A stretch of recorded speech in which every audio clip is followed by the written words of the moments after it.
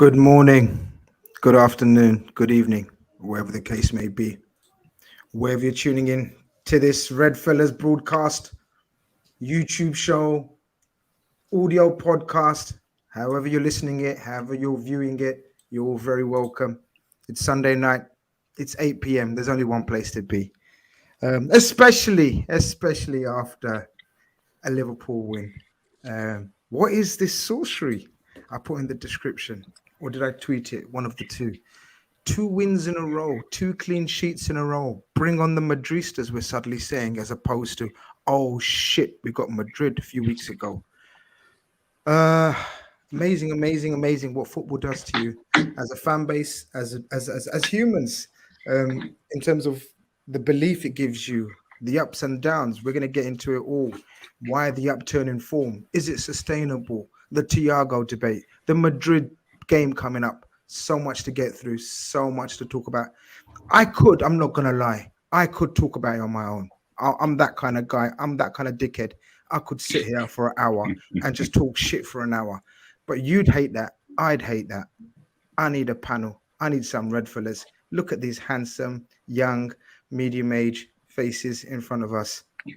Look at them, one by one. Just look at them. Take your time. Take 3 seconds on each one of them. Cav, Keith, Conroy, Steve, hope you guys are all doing very well. Yeah, good. Cheers, Grizz. Thank you. Good, thanks. Keith, Gassed. Yeah, Keith, before Keith, before you get gassed and too gassed, right? I'm normally I don't like highlighting things, right? That I think that the public may question, query, take the piss out of. But that top you're wearing, what kind of top is this? Like, what is it? It's like, can you explain it? Like, am I the only one that finds it a bit, or am I being too inquisitive, personal? I don't know. Do you know what it is? Yeah. What is it? I just thought I'd bring the color to the room today. Do you know what I mean? We've got black, we've got cream. Yeah, normal, standard, old, boring colors. No. I look like Rocky Maivia back in the day when he used to wear his look like a bit of an Olympic medal, something like that. But yeah, I thought I'd bring the color. It's different. Happiness. It's different. It's different, guys. As people are reminding us, like up. Let's do this, man.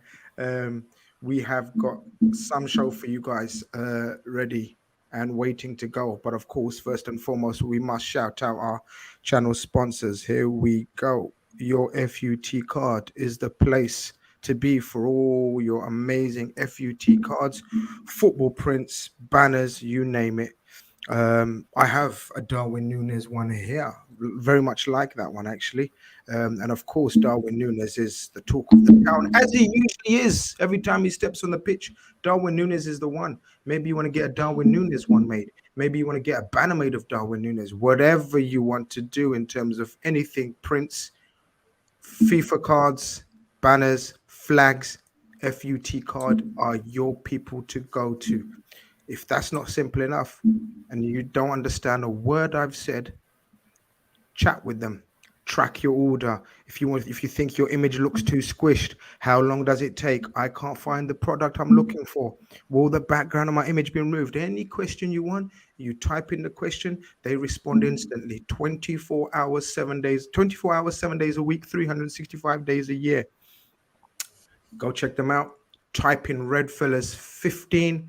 And on top of everything else that I've said, you get a 15% discount. So make sure you go and check them out. You can't go wrong. Let's go, people. Let's go. Nearly 200 of you in there. We should be on about 100 likes already because that's the way we roll, Redfellas. Instant house rules and likes. Hold on. These are too close up. They might not like this. We might get too much of a close up of Keith's top. Whatever you want to call it, top, tank, whatever. Oh, this is it. Yeah, Technicolor Dream Code. I was thinking, what does it remind me of? I was thinking, what does it remind me of? And that's what it reminds me of. But guys, Cav, it feels good suddenly, man. We've been having therapy session after therapy session. And we just haven't had a chance much to talk about it after the Everton result because we didn't have a Redfellas. We did a post-match, but we didn't have a Redfellas to talk about it. So I guess taking us back a couple of weeks, when we looked at this patch of games or this week, it reminded me of the massive game week we had under Rafa, where we had Madrid and a few other big games in that week as well. Everton at home, a resurgent Everton who had just beaten David Moyes, Arteta's Arsenal, unbeaten Arsenal, or top of the table Arsenal, I should say. And then away to Newcastle was, I think, fearful for a lot of fans. I think I'm okay with saying that because that's the state of our minds at the time. Where does these couple of wins come from? And doesn't football amaze you? Do you know what it shows? Is that football can very quickly turn, can't it? Like it can feel so bad and doom and gloom, and that you have to change everything. And then within the space of, a week or two and some positive results, suddenly you start to reassess and think, actually, where are we really? What is actually the quality of these individuals and our manager, and what can we actually do? And I think that's kind of been the frustration for me, for a large part of this season, is when we talk about individuals and what we need to change to sort of improve and get back to where we were. It's always been really difficult because you always just felt like so many people were underperforming. So you could never just isolate just tactics. You could never just isolate individuals truly, because there was so much that just wasn't right. And it just feels like the Everton game, you're dead right, we previewed and we were a bit fearful of because they were resurgent. But be it a derby and be it that we had like our pride on the line effectively, the guys needed to come out and respond and show that they still had a fight in them and that they were still, honoured to play for this club. I think that acted as a bit of a catalyst for the past two results. There was a question mark over a lot of the players, and they had to respond, and I think they did. And we can talk about individual reasons why, but I think there was just a bit of a mentality shift, a bit of a, like I say, catalyst for the guys to come out and start to perform. And like I say, the pride was on the line. So.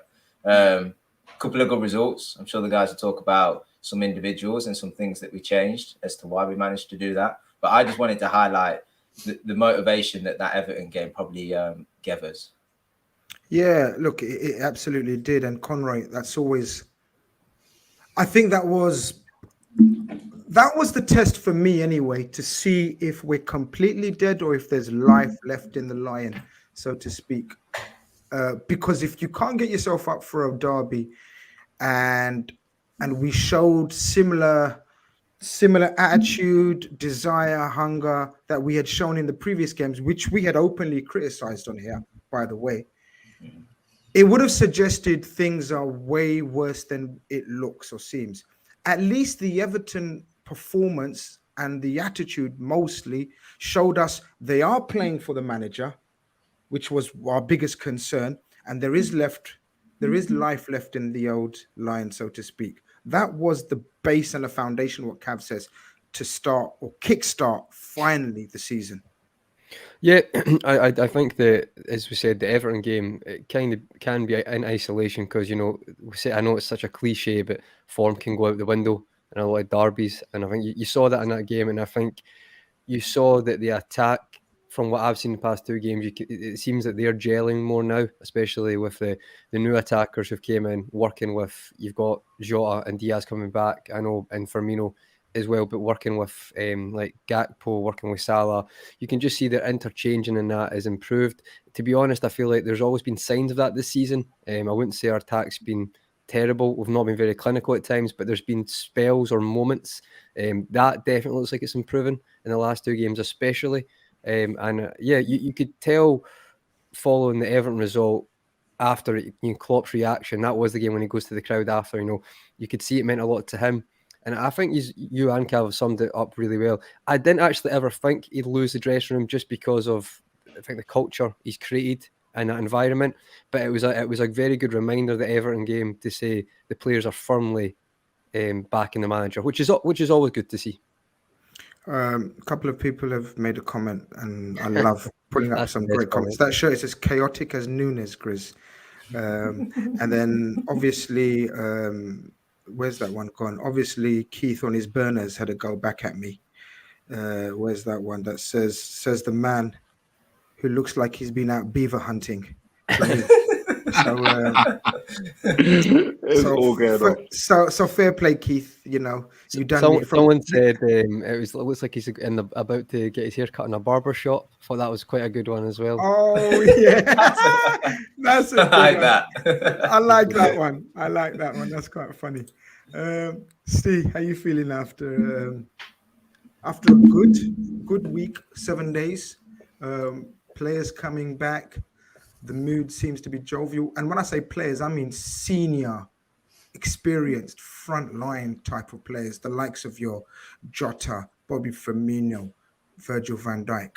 I think you can see the upbeat in sort of, what's the word? Just the atmosphere around the training and camp suddenly. Yeah, definitely. And I think those players coming back give everybody a lift, don't they? When you see them walk out onto the training pitch, and it's, you know, hello, here's the guys that won all the trophies. These are the guys that know what it takes. It's been quite a fresh team in lots of respects, with Bajcetic, with Carvalho, with Nunez, with Gakpo. Could go, all these new bodies coming in, and yet you get the stalwarts coming out to train. I think it's given them a lift. I think the most important thing for me was certainly in the Everton game was our midfield showed a bit of fight. So it wasn't a particularly great performance in terms of the quality. The goals were very good, but there was a determination not to lose all the battles in midfield during that game. And it was like someone had reminded Fabinho how to tackle, for instance. So it's good, really good lift for the squad. As Cav says, it shows how quickly football can turn. I don't ever think he lost the dressing room. I just think between them all, they couldn't figure out what was wrong. And it takes one small thing to make a change. And it could be seeing people on the training pitch you haven't seen for months, gives those lads feeling flat a bit of a lift. And we go into the Everton game thinking, right, we've got bodies back. This is it. This is a time when we try to turn this around. But you also have to caveat that with, I thought Everton were absolutely dreadful. So, you have to look at it and say, whilst it was a good performance and the goals were really good, we still made hard work of it at times. And I'm sure when we speak about the Newcastle game, there'll be a similar theme along those lines. But small things, players coming back, the willingness to fight in midfield, Henderson and Fabinho turning up on the same day and putting in a performance in terms of that dogged determination that you need against the midfield like that. And there was a bit of dark arts about us. We were nasty at times as well, and we couldn't say that of us in recent weeks. So I think that was just a shot in the arm that the squad needed. Yeah, 100%. Super chat of the night, first super chat of the night. Yo, what's good? Liverpool is good, my brother. Still very worried about Madrid, he says. I don't think we were good past the first 22 minutes yesterday, but cohesiveness in front line was better. I think that 3 in a row we haven't scored against, that's 3 times in a row we haven't scored against 10 men. Oh, great stat, a great point if that's the case. We're going to get into that. We're going to touch into that. Yo, what's good? So stick around. Like the stream if you haven't, people. As you come in, Keith, yeah, pretty much what the other guys said, but just wrapping up the Everton game. I mean, obviously, I just want to touch upon it very briefly before we get into the Newcastle game and the Madrid game. Just the Everton game, it was a catalyst, wasn't it? It was something to build on. Yes, the performance wasn't great. They weren't great, but we still had to fight with them, and that's what's been lacking with us. So the performances will come because we know they're good players. We just couldn't work out and fathom why the fight and the hunger and the energy wasn't there, and they showed that. Yeah, I think one of the biggest things that stuck out to me is just how regular these 11s that we've been putting out lately have now become. The chopping and changing has by and large started to drift away, right? Against Everton, by and large, we put the same front 3 out, the same back 4 out, and by and large, other than I think Henderson coming in for that game because Keita played the last one, it was Bajcetic and Fabinho playing alongside each other again.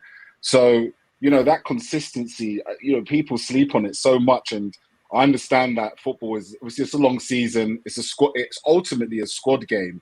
But the only way that you're ever going to pick up a little bit of form and get into a winning formula is when you have a cohesive 11 players that have played football together. They understand each other and they feel confident in each other. We've made so many changes this season. So many things have chopped and changed. We've had to kind of reinvent the wheel numerous times in numerous positions. And I felt that that Everton game was the first time where the players actually felt comfortable, like, okay, we've done this a few times now. Yeah, it's not always been great, but you know what, actually, that we can kind of click in and feel a lot more confident in each other's movement. And, you know, we saw signs of it. We saw signs of chances created. And ultimately, the 2 goals that we scored were examples of some cohesion clicking in. And I think the Newcastle game, 22 minutes into that game, really outline just what the new plan is, really, because we've been crying out for it on this channel, right? What is the plan? What is the evolution? What's the next Liverpool? You know, what does it look like? I think we're starting to get glimpses of what it could look like. And it's really, really interesting to see that actually, you know, these players have got the mentality to take themselves out of a hole and ultimately pick themselves up. And there is a bit of luck to all of this because it's been a chaotic league. It reminds you of the league that Leicester won, to be honest, where it was just chaos all over the gap. You know, top 4 was never secure. You know, even up as, you know, Liverpool could have a season where they could finish 8th or they could finish as high as 2nd. I think Pep Guardiola alluded to it the best, where he said, well, you know, when it comes to like a real run, there's been no team that's had a real run, you know, 10 wins in a row kind of run. The type of runs that have been taking place over the last 5 or 6 years. So there's a big opportunity for us to go on that particular run. And I just wanted to touch on one last thing. It was about comparisons in terms of like this compared to other parts of the season. It reminds me a lot of this just before the World Cup. And I think, you know, we were robbed, to suffice to say, in a run where we were on, where we really looked like we started to click into gear, right? That 3-1 win against Southampton topped what I think was about 4 or 5 wins in a row at that point. And then that got the legs on that got chopped off and you know, we had to kind of gather and go again. Yeah. Right. So 2 wins in a row now. And all the confidence in the world to play a Real Madrid team who, you know, have not exactly had the perfect season themselves. And it's nice to see that there's familiarity amongst the ranks again. Yeah, there is absolutely, and we're going to get into sort of the team lineup. Just a couple of super chats to get through. Shane McGee says, for past few games, remind me of 16-17 going for top 4. Chaos with games where we score yet struggle to manage the game overall. If we keep scoring regardless of midfield, we have a chance at top 4. Yeah, I mean, that was the season, the famous Norwich game, wasn't it? Was that the one where Adam Lallana scores in the last seconds and Jurgen Klopp's glasses come off in the celebrations? I think that is the one he's referring to. Pretty much a chaotic season, I agree. Vegan Sports Bar says, Nunez to win the Ballon d'Or in 2 seasons' time. That would be some amazing story if that happens. But Cav, I guess it's time to get into the game tomorrow in terms of what do we think? How do we think we're going to line up after Everton? Most people were asking for, I think, pretty much the same team. But there was suggestions that we may rest one of the midfielders because of the quick turnover to Madrid. Was you surprised to see the same lineup? Of course, Virgil comes back in. And I think we had established that it's going to be Matip who stays out, right? Yeah, so we did the preview to the game, didn't we, Grizz? And we spoke about what lineup we expected to see. I think there's some obvious sort of names in there that go straight into the lineup at the minute. So the sort of Alison, fullbacks. So if you can zoom in on that, Cav, can you zoom in on that on your one? We can just zoom in on that Liverpool section. That's it. Thank you. That's perfect. So there's question marks over sort of centre-back, whether Virgil would play or not. But I think Klopp in his press conference to the game sort of come out and said as much, you know, that he was ready to sort of play the full game. So he goes back in. You know, I'll skip the midfield and talk about the front three and just say that, you know, those guys had played together, done relatively well in the Everton game. Looked like they'd built up a bit of understanding. You know, Gakpo through the centre, Nunez on the left, but interchanging quite nicely and picking up different positions between the centre and the left of the pitch. Salah was able to sort of get involved more into the game because of that as well. It was the question mark over the midfield. You know, player of the month, Bajcetic has been fantastic. And I think he's probably one of the first names on the team sheet. So it was obvious that he would play in some role, whether it's the 6 or the 8. And it was just whether we had confidence in Fabinho to go out and do a job again, and whether we had confidence in Henderson's fitness and legs to go out and put that sort of intense amount of minutes in again. We thought possibly he might rotate Henderson out for maybe a Keita and just maybe target the end of the game to bring Henderson on and sort of put that intensity in. But he went with the same kind of lineup. It's totally understandable, trying to get some consistency in there off the back of what was a good performance against Everton. You can see why he would want to do that. Keith just talked about how important consistency is in the lineups to try and build up some team play, some cohesion to try sort of reap the rewards from. So I was comfortable from the lineup, and the exciting thing as well to see was that we had the options from the bench. So unlike a lot of match days that we're going into this season, we actually had some options to try and change the game, whether we was, level behind or in front. And that was really nice to see. Obviously, we've seen some of the injured players returning and getting minutes towards the end of the game. But it also meant that there weren't so much pressure, I didn't think, on the starting lineup, because he could respond if he needed to. Let's say Fabinho was still playing as though he was drunk, and let's say Henderson wasn't quite able to get close to his man and was aimlessly running across the pitch, and it weren't quite working. He could maybe bring on a Firmino and let him do the dropping back role and what have you. But as the game turned out, it wasn't necessary to change the course of the game because we were ahead. But the lineup's totally understandable, and it's nice to see that consistency now. Conroy, I want to get into sort of my theory and one of the main talking points I want to speak about in terms of the midfield, and what I think has been a change of style. Maybe we can get into that after this point. But going into this game, I believe it was the Bobby Robson Remembrance Day as well, wasn't it? It was the anniversary of his passing. Of course, the Christian Atsu tragic death. Of course, as I've said on all of my streams, prayers and best wishes and positive thoughts to everyone who's going through hell right now in Turkey and Syria, with losing lost loved ones and being unable to locate many members of their family. It's a tragic humanitarian disaster, and as I said, I confidently speak for everyone involved with my channel, including these guys.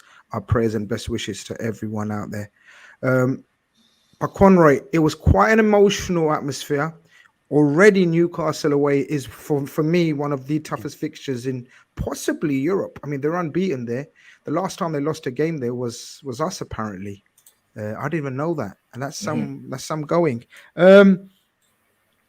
I think I would have been very happy if at 20 to 30 minutes it was still 0-0.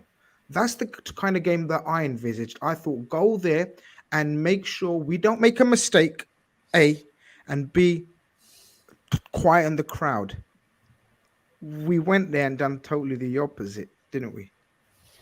Yeah, to a certain extent, because I think the biggest incident, the first incident in the game, I don't know if you wanted to allude to that first after this, Grizz, because we're going to speak about the man in nets, the best keeper in the world.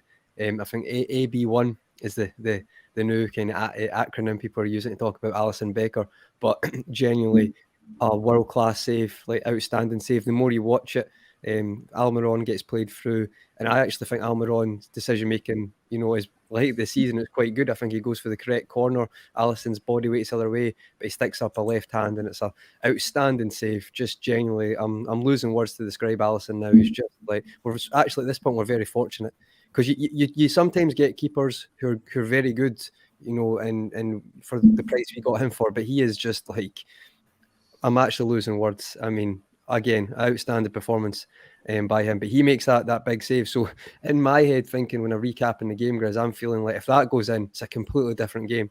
You're talking about that stadium being emotional. Well, that Newcastle have not really had a team competing for about 20 years. Probably Kevin Keegan's maybe that's unfair because they've always had Bobby Robson in the Champions League as well. So yeah, but it's been a long time. Maybe you can mention the Pardew era, but that was kind of a one-off when they finished 5th or 6th. So you've got that. They're obviously new owners. So there's a very good atmosphere about the club. So I feel like that's a very, very big moment in this game, because if they score then, like we've seen with us at Wolves, where we just got ran over because Wolves scored early, I feel like that was a pivotal moment in this game. Then following that, as you asked me, Grizz, we managed to get the goal, and I think it comes through, as we mentioned earlier, the front three, the interchanging. It looks like there's been a lot of work done on that. Like on the attacking side of things. Triangles, I think Trent alluded to that in his post-match interview as well. So ball comes to Trent. He sees Darwin making the early run. It's an outstanding pass with Trent. It's so normalised from our fan base, to be honest. And it does annoy me sometimes. He's one of the best passers in the world. Like we've not ever had someone in that position. We've had Gerrard, Alonso. I can't think of anyone else who's in the same level as Trent. It's an amazing pass.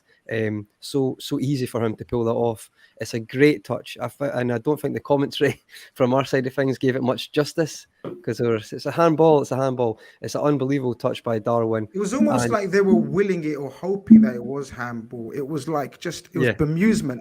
It was. You know. It's like you understand. See, sometimes the crowd, obviously, because the stadium goes silent. That happens all the time. But you really expect the commentary team to fill in that silence from the stadium to, you know, compliment the great goal, because it's an outstanding goal. But yeah, it was quite strange. But listen, we've spoke about Martin Tyler a few times. That won't be the last time. It's boring now. I don't even want to mention him. I'm just waiting for his retirement. Bless him now. It is. It's getting to that point, but it's a great touch and it's an instinctive finish. I know some people, and we've had that in this panel as well, like to credit, you know, like, oh, it's instinctive finish. That's great. Best finishers aren't just instinctive finishers though. When you've got time, you finish. That's why they're the best finishers. So there's a lot of strikers who, when they don't think about it, score. That's not necessarily a compliment in my opinion. I feel like the best have both, but it's a brilliant finish. Puts his laces through it. Beats Pope, who's obviously had a great season as well. So it's a brilliant start, and that just calms everyone down, and we can continue to use our pace and attack and catch them on the break or through, you know, different parts of the build-up we've got. But I know I kind of spoke about two instances there, Grizz, but it was a great start. It was. And Steve, I want to get into the goal and the actual strike and the finish and the Nunez effect. But last few weeks, I've been at a point where I couldn't envisage how we score a goal anymore. I couldn't work out what patterns of play we're going to put in, who's going to assist, and how we're going to end up scoring a goal, because everyone was having such a stinker, including Mohamed Salah, and Trent, who's usually our two creative forces. That first goal, Steve, to me, finally looked like a Liverpool goal that we've seen so many times over the years. And you know who's been on the end of those passes? A certain Sadio Mane, where he is in that position on the left, comes inside. And guys, I wanted to get your thoughts, and it's pretty much off the back of what Conroy said. Sadio Mane was that kind of finisher as well, where if he saw a ball, shoot ball, hard as you can ball, strike it like a blam it, as we used to call it in the young days, you know, or smash it, a proper thunder bastard of a goal. And St. James Park, we know, I've seen many of those, because a certain Alan Shearer used to finish with aplomb like that. I thought, finally, I saw a Liverpool-style goal, because Trent has been doing it for years. We missed that, because I don't think Diaz plays in the same manner, but Nunez does. And he made that run, and he finished it. And that's that's what we need. We need to take be efficient. How many times have we spoken about efficiency? We were most certainly efficient in that first 20, 25 minutes. Oh yeah, absolutely. And the pass has been referenced already from Trent is what we've come to expect from him. We've not really seen this season, and that'd be for a number of reasons. He's been out of sorts. The front line haven't been making the runs. The Newcastle centre-backs were in different postcodes. It's insane, the gap between those two. Because of the run, he just pulls people out of position. And the first touch where it comes back onto his body off his sort of toe, and he scoops it back towards himself, and the finish, really, really good. He doesn't have time to think about it. And Conroy's exactly right. You know, when you pull that ball down and you just got the keeper to beat and the ball's sitting up for you, you do have to be calculated in what you do. I think we saw enough goals for Benfica to know that he's a finisher of all types of goals. There's just been ridiculous pressure on him at Liverpool, so that would be a massive relief for him. I think now we'll start to see more and more goals. Players like that shouldn't be frightened to miss. They shouldn't be frightened to take the opportunities and miss. Really good that he's been getting himself into scoring positions, and even better now that he's got one. But you're right, it was a goal that we used to see with Liverpool, because the midfield was doing its job. to some degree, and it hasn't done its job to any degree in previous weeks. Everton game aside. Just to butt in there, because that's what I wanted to get everyone's opinion on, and you've segued into it, so we might as well get into it. I think there has been an emphasis in style change, Steve. I think we've gone back to, I know Keith was talking about the evolution and sort of seeing the next Liverpool. Steve, I think we've gone back to the tried and tested, what we knew pre-Thiago Liverpool. I think that was the closest resemblance to our three forces of nature, or supposed to be, or want to be, athletes, pressing, energy, almost playing in a horizontal line with each other and pressing and harassing everything that near them, remotely close to them, and then relying on the movement and the overlapping fullbacks we're going to also get into. I think it was a revert to what we know best and what served us best. That's just my opinion. Don't know if you agree or disagree.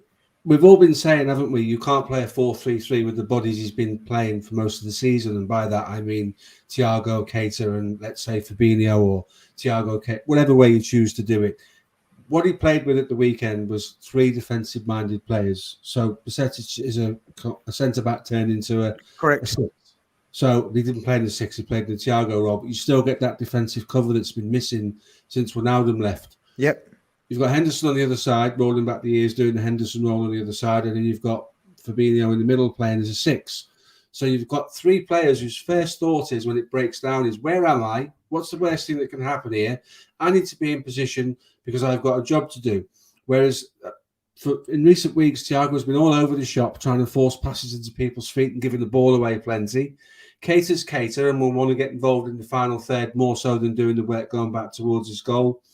And it gave us, in the centre of the park, for the first time in God knows how long, a genuine three in there that specifically could shut down space.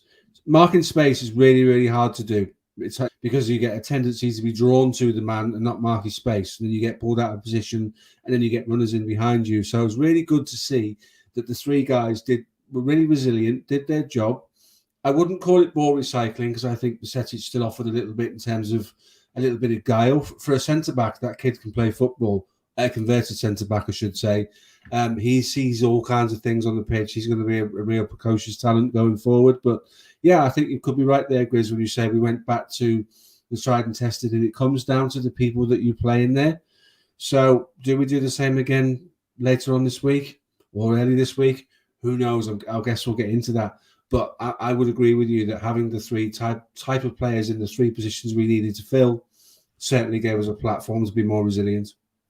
See, Keith, I know it probably goes against what you was saying, or maybe it doesn't. I don't know. But I think it has been. And I think Cav said it, or I think Conroy said it. It's been a bit sort of, maybe someone else said it somewhere, but maybe I'm giving them too much credit, like I always do. I'm such a kind person. Probably, but for someone said about we've been a bit lucky about it in terms of the Thiago injury, in terms of Keita not really taking his chances, Elliott being deemed not suited to the role or the position that we're in.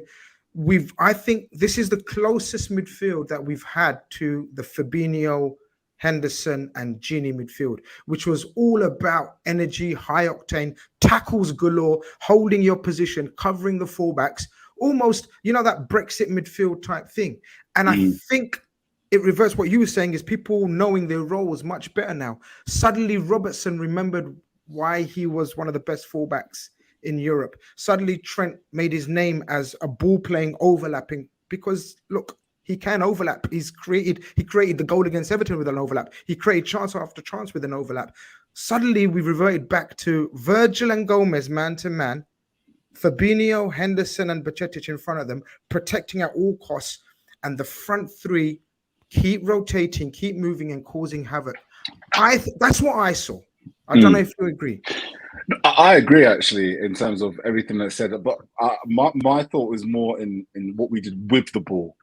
And I just wanted to touch on that, because I feel like we've had this debate in our fan base for many, many years, where we've been crying out for a line-breaking passer of the ball, a person that gets on the ball and with one fell sweep makes one pass, takes out six man. And to his credit, Thiago has had plenty of times when Liverpool are on form and when Liverpool are confident that these type of passes have turned into like attacks like that. Where I've seen us probably go back to something of a little bit of normality, which has helped us a lot, is that the midfielders have gone back to being the option to play the 1-2, maybe a sideways pass to some extent, right? We've gone a bit sideways. If you look at the build-up to the goal initially, when Fabinho gets that ball, you'd argue that Thiago would probably take that ball, turn, and look to almost like, you know, switch it or look forwards, right? To try and play that ball. And unfortunately for him, he's done that in situations that have caused counter-attacks so many times that 1 minute we're in possession, next minute the other team are in possession, and we're in 3v3 situations, 4v3 situations. Like, it's taken a lot of pressure off us. Whereas Fabinho, when he gets the ball, the first thing he does is he's open to receiving the ball, knocks it to Salah, Salah knocks it back into Trent, and Trent plays that pass. So we've gone back to relying on our wing backs to be the creative forces. Yes. That's and for me, they are still the most creative players in our team, in my opinion. Like, it just goes to show. Robertson against Everton last week, I thought, in terms of from an attacking sense, was probably one of our most dangerous players in those situations. And Trent yesterday was just playing passes that were incredible. The one probably thing I'd say was I see a little difference. I agree that Sadio also did that. I just feel like Nunez does it better. Because what it is I'm a big fan of how he works that line, right? Like, we talk about Newcastle's defenders being very like wide and very split. And the reason why I felt we bought Darwin Nunez in the first place is because more and more teams are more confident now to push up against Liverpool, right? Gone are the days where teams are sitting back and trying to break us, right? Now teams are much more confident to have their defenders higher up, have the defenders more involved with the ball, and overload us in wide areas in particular. And what happened with Newcastle, because Newcastle grew in confidence after that first chance, the defenders also grew in confidence. What they didn't plan for is the fact that, for me, Darwin Nunez is the best runner through in that channel and making sure that he keeps himself onside at all times, and he's able to catch a lot of the times the centre backs almost napping, if you will. I've seen him do it numerous times and he doesn't finish, right? That's why his XGs are so high. What I've been surprised at, because I've been a bit of like, I don't like Nunez on the left. You know, I'm really, you know, seeing me on Twitter, like, oh, he's on the left again. But what I've actually noticed is that it seems, and Klopp alluded to it as well, is it seems that's what Klopp is now wanting him to do more and more. He's wanting him to make those runs through the middle, but from the left-hand side, because he can't get picked up, because the defenders are focusing on Gakpo, right? So there is an argument. It's Sadio Mane. Like, I feel like Nunez does it better as a striker, and he makes those runs better through those central, from the left through to the central areas. And I do believe that movement is key to everything, because without that movement, without him being in that position, that ball is you know, it may go to Gakpo. Gakpo may take it down. It goes back towards goal, right? But he's so clever at making that move and making those runs. You know, I've got to give him full credit to that. But yeah, just to summarize from what I was saying about the midfield, I saw it with Bajcetic in terms of, you know, he'll receive the ball, he plays clever passes, but he doesn't. He goes for more of the safer option, and I think that's okay to have the safer option, particularly in situations at the moment where teams are so confident against us. The last thing we need to be doing is losing the ball and counter-attacking against us, especially with a team like us who doesn't really have any pace. Cav, Grizz, can I just add to Keith's point there about I think that's a really good point about Nunez. I think there's two things I wanted to mention in relation to previous years. I think when Klopp's second or third season, the interchanging, it was like a headline piece on every match of the day about Salah, Mane and Firmino, how they used to interchange quite a lot and teams couldn't really pick them up. I feel like having Gakpo, and a lot of us, to be fair, we've said the opposite. We've been annoyed like when you see the formation and Gakpo starting in the middle, but I feel like he's trying to make them have that type of relationship that those three had. So if you look at Newcastle, like Steve made the point about the centre backs, that's a great point. Newcastle have been easily one of the best defences in the league this season, easily. Botman and Burn and Shah been Trippier, they've been solid. So to see them exploited that easily, it's definitely because they, as you say, they're not sure who's going to be there. And I think I would also say this is not new for us to try, because I think we're really forgetting how much Jota exploited this with Trent's ability last season. Arsenal away at Emirates is the perfect example. Brighton away, I think Trent played about 3 balls over the top that we should have scored, we didn't.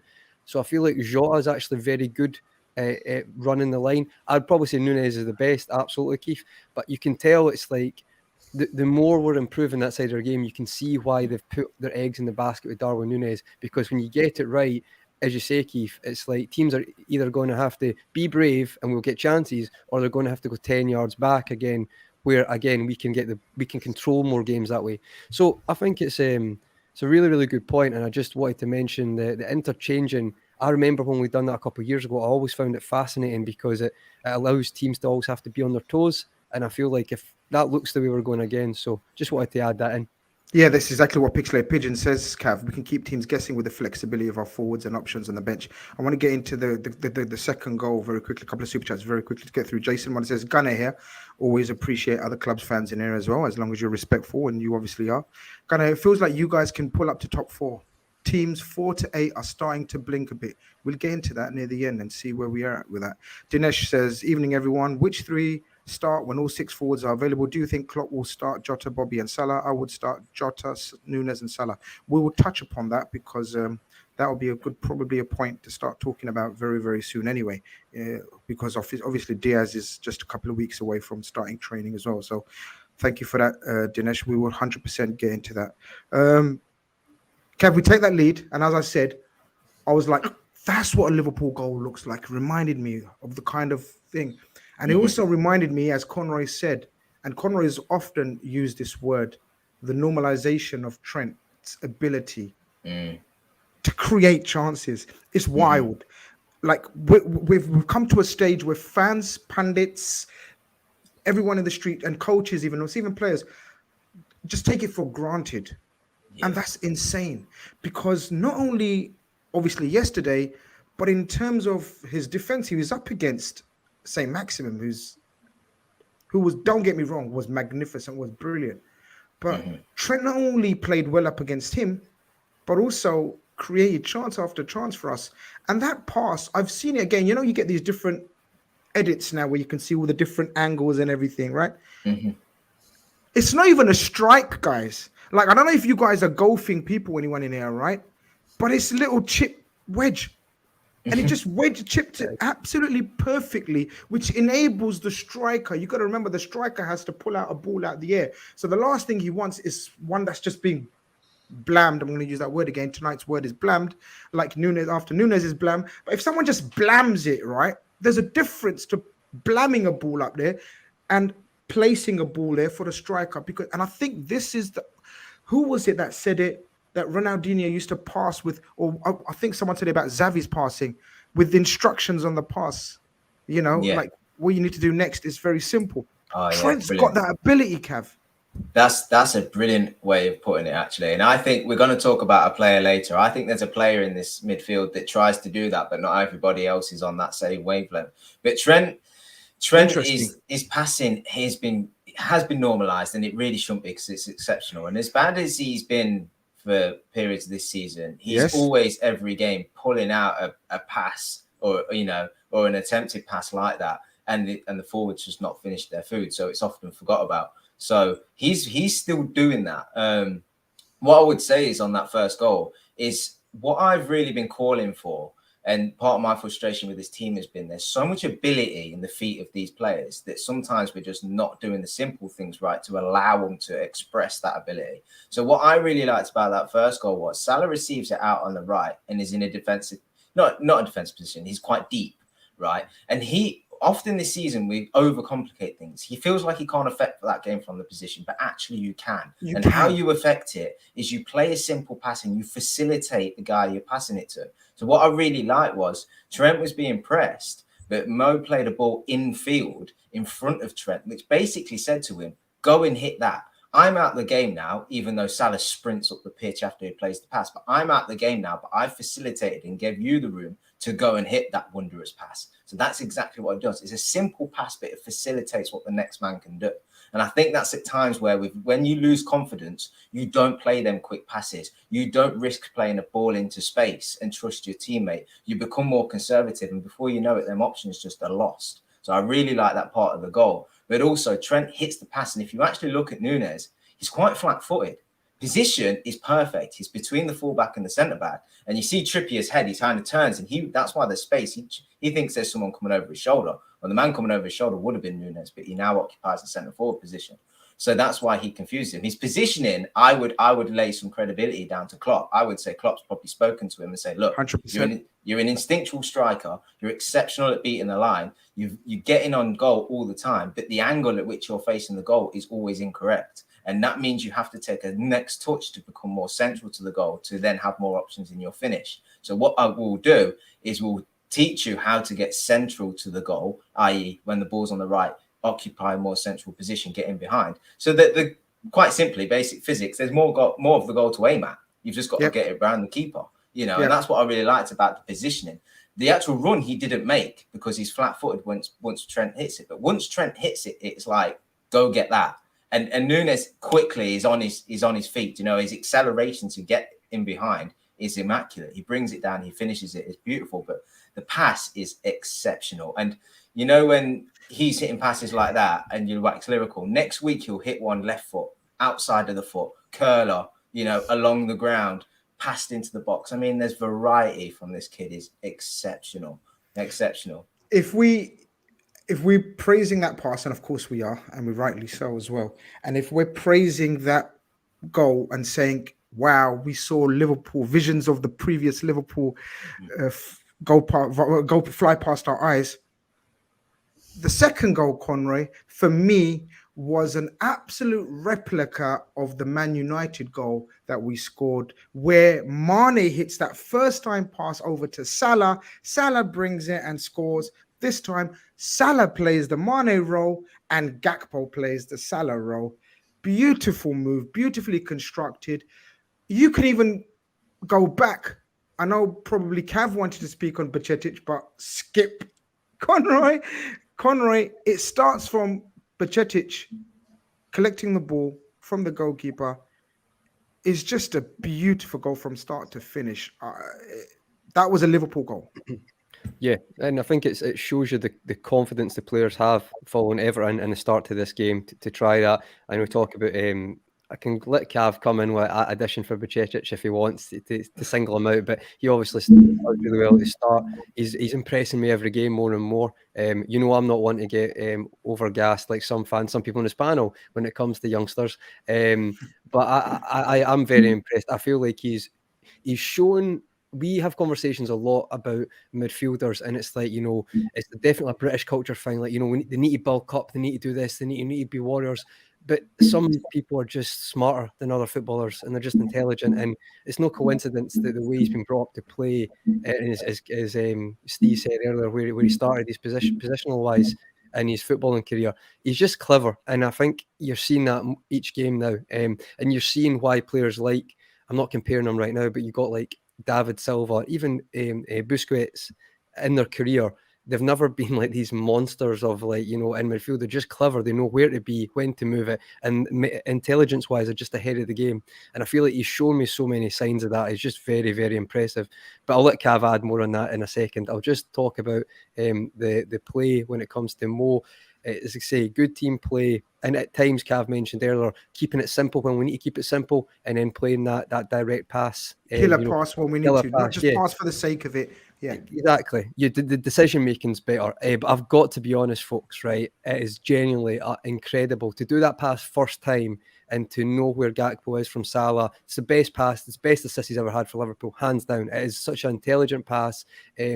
I've said before, I think Salah in the final third gets lots of assists, very creative in that. I've never said he's someone who can run a game. I don't think there's actually lots of players in the world who can do that, to be honest. But to me, I'd mentioned a couple of weeks ago, I think the ball through to Nunez against Aston Villa, he was dropping deep looking for that. You can tell he's trying to add that more to his game, going further deep. But when it comes to those examples, that pass is just outstanding. So you can tell he's trying to even get better at that area of the game. And for me, it's just, wow. It's the more you watch it, the better it looks, because it's like, if he takes a touch, maybe, it's a golf wedge, clip ball over, it's still great. But if he doesn't play it first time, Gakpo's probably offside. Oh, 100%. 100%. Honestly, I don't think it's actually getting spoke about enough, to be honest. I think it's the best. Well, there you go. This is why Redfellas focus on things that are not getting talked about enough and give it some credit. Yeah. Steve, I don't even want to touch upon the pass as well, and obviously the finish. Gakpo, that's 2-2 now. Probably at a crucial at a crucial part of the season when the pressure's on. When also he's seeing senior strikers the likes of Bobby Firmino and Diogo Jota come back. And I think this is huge for this guy's attitude and temperament to say, let them come back. I've been brought here and I'm confident in my ability. I really liked, and I've said, even though I'm not his biggest fan in terms of his overall game, and I would love to be proved wrong long term, love it. I love being proved wrong. People in the chat, we're here for Grizz's apology. Apology for what? You fucking idiots. I gave an opinion on a player. I'm not going to apologize for opinion, and I hope I'm badly wrong and he's one of the best legends of Liverpool Football Club. I would love it. But one thing I have said about him, Steve, is he knows how to finish. And that was a proper striker's finish. Don't let any... Just like I think how Conroy's praising Salah's pass, I think not enough's being made about that finish, Steve. I don't know if you agree, because to me, that was a proper number 9's finish and the instinctive run to make that as well. I think just before I speak about Gakpo, the build-up, the assist. The assist is only possible because of the way the ball's played into Salah with enough pace on him to stamp on the floor behind the ball to get the spin and the elevation over the top. And then there's so much spin on the ball. Gakpo's first touch, probably not the touch he was looking for. And it almost goes away from him. But because he's so tall and rangy, he can stretch and finish it really well past Pope. He will score goals for Liverpool. The more I see this front line coming together, and we'll get into this a bit later, I think he's got a part to play in that. He's instinctive. That was an instinctive finish. That's something where you kind of, the old saying, where the goal is, because you don't need to look, and he doesn't need to look. He's aware of his positioning. He's aware what's coming. You have to say times he's run really well because it's really close to being offside. And once he gets in there, he knows what to do with it. Two good goals. The Everton goal was easy, and he should finish that. But he times he's run well, and he gambled on the fact that ball's going to make its way, because Connor Cody's got to send it back where it came, and he doesn't do anything with it, and then he gets a chance to score. But the goal against Newcastle, the timing of the run was brilliant. The first touch, he probably would tell you he shouldn't be executed like that, but he'd also tell you that he made up for it plenty with the finish. And I think he'll score goals for Liverpool. And I will say one thing, going back to the Everton game, I'd been sort of suggesting to people I'd been speaking to football about how quick is this guy, because we've never seen him stretch his legs. When Nunez broke down that left-hand side, if Salah doesn't score that goal, Gakpo does, because he's matching Salah stride for stride on that break into the box. So, yes, when he wants to, he's got pace too. So he'll add to that quick transition. And I think the future for him looks really exciting. And I think technically a very, very good footballer who really, really looks after the ball really well. And, great goal, great touch, great finish. 2-0, Keith. Absolute dreamland. It was to get better. I don't know how to describe what the keeper was trying to do. Normally, to me, he comes across as a very level-headed, calm goalkeeper that doesn't make rash decisions. He's not got that Ramsdale bozo gene in him. Do you know what I mean? He's a very different type of keeper from the likes of your Ramsdales and sort of other Edisons who've got that rashness in them. But what happened to him? Because I think what happened to him is he saw Mohamed Salah on the end of another possible probable assist from Alison. Guys, check this out. That would have been Alison's 5th assist, I believe, to Mohamed Salah. 5th. It's ridiculous. I mean, the ball. It's so funny, right? Because it's kind of like at one stage, obviously, Nick Pope getting sent off, game going to 2-0, they go down to 10 men. You'd argue, great. Do you know what I mean? That just allows us to see the game out. But a few things which disappointed me that he actually did that in the end. First of all, it was the pass from Alison.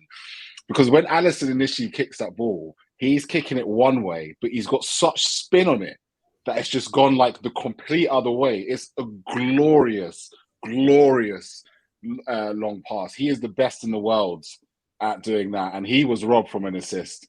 As much as Newcastle lost their goalkeeper, he was robbed of an assist. Nick Pope, you know, an England goalkeeper, and England goalkeepers, I don't know what it is about them over the years. They all have the bozo gene, even the greats. You know, I still remember David Seaman getting lobbed on his line by Ronaldinho, okay? And he was one of the greats of all time, right? They all have it in them to do madness. And I don't quite know what got into him. I think he tried to be clever in terms of he almost tried to like drop down and head it almost. And again, I suppose you try and be a bit clever when what were his options, lads? In that situation, what are his options? I'm not sure. Stay on his line. Stay on his line, because you can see like ultimately Mo Salah would have, because the way Salah doesn't take it down initially. So it's almost like he would have taken it down on the second touch. He still would have had to go one-on-one versus Keith, he's got 0.2 seconds to make a decision, right? Goalkeepers are judged by that. You can't just go. He can't go halfway out. He's either got to go all the way out. I agree with Keith. No. I agree with you, Keith. Salah needs a second touch.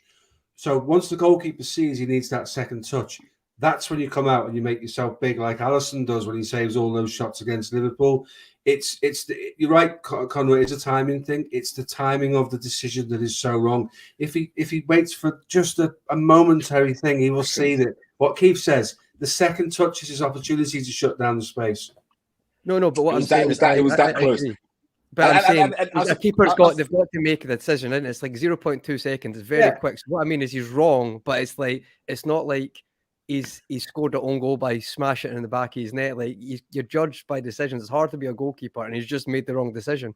But if he's going to do that, he's got to do it 100%. He can't just I get what you're saying. Oh, but you're comparing him to Alison, who's the best in the world, and Nick Pope's actually probably been one of the best keepers in the league. That's actually he's got the most clean sheets, I think, still. But I just think it's like you're a goalkeeper. He's went 100%. He's made the bad decision. But the thing for me is, it's like I don't know why he doesn't go with his feet though, because that's the only thing I'm asking. Yeah.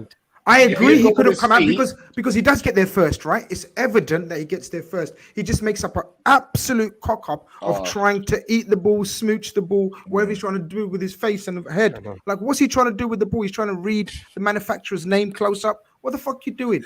Like, he's literally, I don't know what he's doing with the ball. Whereas a lot of people are suggesting as well, or maybe I'm missing something, guys. Kick it away?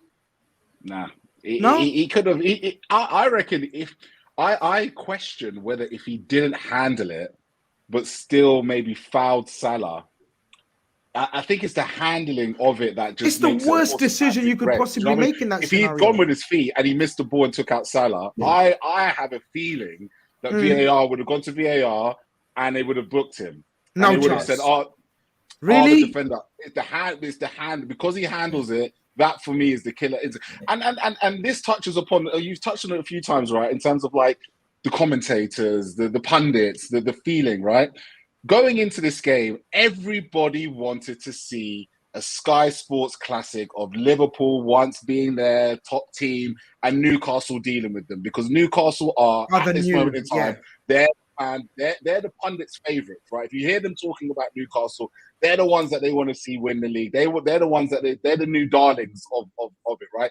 You saw it in the reaction to both goals. You were saying about Mo Salah's pass and how great that was. You were saying about Trent's pass and how great that was. The reaction was as if to say, well, hold on, surely we can find something to suggest that shouldn't have been a goal. It's a handball. It's a handball. It hit his hand.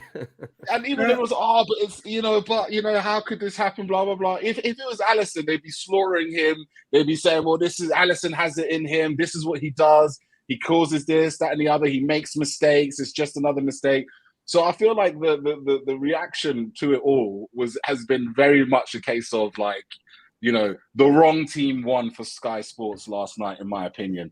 And the wrong goalkeeper was sent off as well. But at the end of the day, my reaction to it is, if he had taken Salah out and missed the ball, I think the ref would have tried everything in his power to keep him on the pitch. But it was a situation that changed the entire game. Would have I preferred Salah to go through and get his third goal for 3-0? Probably, because I feel like Liverpool do not play well against 10 men, and we're not that type of team. We're not Man City. We don't play death by possession, and I think it kind of worked to get. Although the following free kick that comes from that, Cody Gakpo has a free header, and he could have slotted that in and made that 3-0, to be honest, and it would have been game over. But I think that kind of played against us in this particular in this particular instance. But yeah, just wild, man. Can't believe it. Karius in another final. Well, that's an amazing subplot, isn't it? Lord Karius, the golden child, out of the wilderness and into Newcastle's biggest game since the FA Cup final in 2000. What a story this could be, eh? Against who? Man United. This is unbelievable. Football works in mysterious ways. Did you know, Grizz, as well? Apparently, Dubravka, because he played in the League Cup for Man United. So obviously, if Man United win, I think he's in contention for a medal for Man United. So he'll be in the stand for Newcastle. Unbelievable. But look, guys, unfortunately, some really bad news that we're not even on 200 likes, even though there's 500 of you in here. That's quite embarrassing, I'm not going to lie, especially on the back of a win and upbeat spirits and moods. But I guess you guys are not happy with us today. What can we do? Sad faces, all of us. But Cav, 2-0 up. There's no sad faces, mate, at half time. 10 men down. You think to yourself, if there's a script to be made before a difficult game against Madrid a few days later, this is it. This is the perfect script for us. Keep the ball, keep them at arm's length. They've also got a cup final on the horizon. They're falling with cramp and injuries here and there. You'd think to yourself, make it comfortable and a non-event. Or if there's any FPL enthusiasts out there who had made Salah captain, go on Salah, score a couple of more and whatnot. I was so unimpressed with the remainder of that half and the opening 20-25 minutes of the second half. What was it that made me and probably the rest of you guys, who I don't know, give your opinion, so upset and frustrated with our performance and not being able to control proceedings? Well, I think we just tried to keep the ball. Recognize we went down to 10 men. We're now, 2-0 lead. It's on us to make sure we keep this lead. There's no point in taking unnecessary risks and throw it all away, because let's face it, if you end up dropping points after being in that position, it has a dramatic effect on your confidence and probably the following game, which is obviously Madrid. So it's very important that you deal with the task in hand, and that's making sure you just see out the game. But like Keith said, we're not particularly good at it. We were okay at keeping the ball, but then we sort of stifle ourselves and we really struggle to sort of build up from the back with that sort of slower tempo and create things. So that kind of had an adverse effect against us. On the flip side, we were up against a team that has a player that is pretty unique in the fact that he will do absolutely everything himself in Alan St. Max. And Eddie Howe was brave. He left him and Isaac up top and kept the two up top, and he sacrificed the body in midfield. And they just kind of began to bypass the midfield and just get it straight up to him in the channels. He was a willing runner. He picked up the ball, and then he just did everything himself. He tried all the tricks in the book, tried to take everybody on. It was the ultimate when you've got a special player on FIFA, you just get the ball to him. And if some kids are amazing and adults as well, I'm not just saying kids, adults play a game. It's an adult game where they're just so good with one individual that you don't need to have any other players. He was doing that. Guys, can he play at... Okay, Newcastle are aspirations of being a top team, but would you take him? I would love it. I'm on the fence, and I've had this conversation with He's better than Traore. For me, he is the ultimate wild card. Ultimate wild card. If you're chasing a game or you need to bring somebody on as a sub, like he has got, he might not fit into a team from the off in terms of like fluidity and working with the people around him because he's so individual. But I think as an option, as a forward, I think he'd be insane. To be perfectly honest. He's certainly a talent. I think if you're a manager of a team with a specific game plan, you'd be ripping your hair out watching him play, because he doesn't follow. He doesn't know what he's going to do next. So it's very difficult to sort of a teammate, harness that and make it work within his system. He's kind of like Kall says, he is a wild card. He'd be your last throw of the dice. Just go on there and do something miraculous. Just do what you do. The rest of you do the game plan, and he'll do his own thing. and that makes him not only the ultimate wild card, it makes him the ultimate luxury player, because if you're playing against a good system, they'll use that against you. So whilst I think he's very good, he's not better than anything we've got. We've got 5 or 6 players now in forward positions that he wouldn't usurp them. So from a Liverpool point of view, not really for us, but a year ago he was flying, and then he had the injury and stuff like that, and it wasn't so great for him. But I just think he's as good as he is. I think he's an absolute liability for your game plan. Conroy, I wanted to maybe I know we've given him some airtime, but maybe some more about this Alison fella. Jamie, of course, who helps us out sometimes as well from the USA, said, guys, he tweeted to the retweet of the show. He said, guys, make sure someone gives flowers to Alison. He's unreal, the best goalkeeper I've ever seen for Liverpool Football Club. I don't know where we would be, guys, if we didn't have Alison in top form. For me, he's already, unless someone has the last 3-4 months that will propel us to Champions League glory and top 4 finish out of the forwards or whatever. For me, he's already Liverpool Player of the Year, and it's February. Yeah, I think the thing is as well, Grizz, this is not new. I mean, last season I think we spoke about he was, I think I've not got the stat offhand, but he was in I think the top 7 or top 5 for the amount of one-on-one saves, equivalent to like a lot lower down the table teams. He's always had to do far too much, in my opinion, for a top team, and because we've been in a bit of a rut as well, he's still having to carry that out. But I don't think this is a new thing. You've seen him continuously have to pull off unbelievable saves, and he's just. He's so crucial. Like, I think I agree with Jamie. He is the best. Now, obviously, you might on the panel say someone else, but I don't think we've ever had the best. I don't think anyone ever. Will say anyone else. No. Please come forward now, or forever keep your silence. If you do think there's no, I'm serious. Even like, I don't want these. You can't say forever. He might go rubbish. No, forever. But it's true though. But it's true. But actually, Kev, you make a little point there. I was one of the ones that I thought there's been a slight dip in his confidence, form last couple of weeks, on the back of everyone else being dog shite. He wasn't dog shite. He was I just thought there's been a slight dip. You fucking put that right again, straight away. Well, I think just quickly, he was punching some crosses on a few occasions and stuff, and that's for me a bit of a telltale sign. I'm like, just come out and catch it. But usually you label that at keepers that aren't confident when they come out and they just punch everything. It don't matter where it goes, just get it out, kind of thing. But when we did the preview to this game, we said he'll be vitally important because the big threat from Newcastle is set pieces. Wow, and they were a threat, and it's his communication. Free kicks, make sure he lines up the wall properly, all these little things that often get overlooked with the keepers, but he always seems to get bang on, comes for the right balls when he needs to. I mean, he comes for the ball and plays the pass to Salah, but he still comes for the ball. He doesn't stay on his line. Do you know what I mean? He comes out, he's confident, he commands his area against some big boys in there. So, yeah, that confidence he just filters through the team is incredible. In my opinion, he is the best keeper I've seen at Liverpool. But guys, the way the game's set, I know we've praised the midfield, right? In terms of when we're trying to impose ourselves in a game or stop the opposition, be killers in midfield and then creators and efficient up front.